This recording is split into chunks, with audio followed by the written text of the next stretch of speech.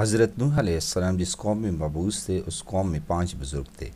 ان کی مجلسوں میں لوگ بیٹھ کر خدا کو یاد کرتے اور مسائل سنتے تھے۔ ان سے ان کی دین کو تقویت ملتی تھی۔ جب ان کا انتقال ہو گیا تو قوم پریشان ہوئی کہ اب وہ نہ مجالس رہیں گے اور نہ مسائل رہے، اب ہم کہاں بیٹھیں گے؟ اس وقت شیطان نے ان کے دل میں یہ پھونک ماری کہ ان بزرگوں کی تصویریں بنا کر اپنے پاس رکھ لو۔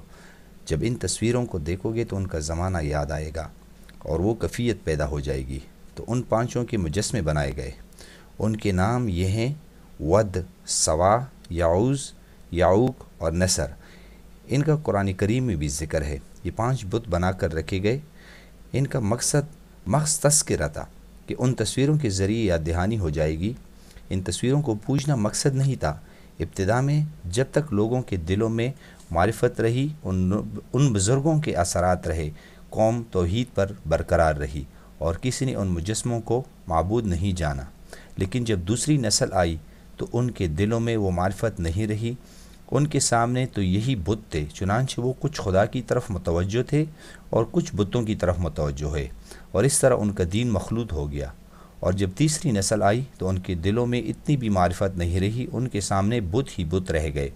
لوگ ان کو سجدہ کرنے لگے اور ان کے سامنے نظر و نیاز گزارنے لگے اور شرک کرنے لگے۔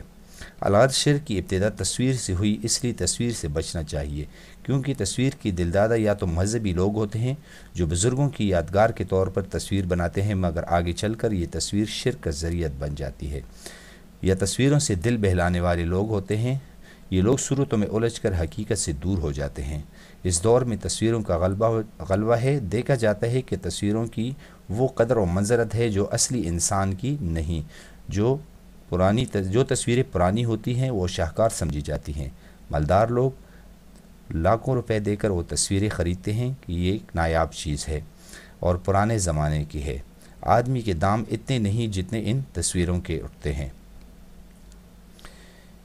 اسلام میں بھی اس چیز کی تعلیم دی ہے۔ تمام انبیاء کرام نے بھی توحید کی تعلیم دی ہے اور شرک سے روکا ہے، مگر پیغمبر اسلام نے اسباب شرک سے بھی روک دیا ہے کہ بعید سے بعید جو سبب شرک تک پہنچ سکتا ہے اس سے بھی بچو۔ چنانچہ صحابہ کرام رضی اللہ عنہم میں اس کا اہتمام تھا۔ حضرت عمر فاروق رضی اللہ عنہ کا زمانہ تھا، طواف ہو رہا تھا، لوگ حجر اسود پر گر رہے تھے اور عوام الناس یہ سمجھتے تھے کہ اگر حجر اسود کو بوسہ نہ دیا تو حج مکمل ہی نہ ہوگا۔ حضرت عمر رضی اللہ عنہ بھی طواف میں شریک تھے۔ آپ نے بآواز بلند یہ اعلان کیا کہ حجر اسود کو مخاطب کر کے فرمایا، میں جانتا ہوں کہ تو ایک پتھر ہے، نہ تجھ میں نفع پہنچانے کی قدرت ہے نہ نقصان پہنچانے کی قدرت ہے۔ اگر میں حضور اکرم صلی اللہ علیہ وآلہ وسلم کو تجھے بوسہ دیتے ہوئے نہ دیکھتا تو تجھے کبھی بوسہ نہ دیتا۔ مطلب یہ ہے کہ تیری تقبیل سنت کی وجہ سے ہے، اس وجہ سے نہیں کہ تجھ میں نفع اور ضرر پہنچانے کی طاقت ہے۔ اس قول سے شرک کا مادہ ختم کرنا مقصود تھا۔ دوستو، اللہ پاک ہمیں اور آپ کو شرک سے بچنے کی توفیق عطا فرمائے۔ آمین یا رب العالمین۔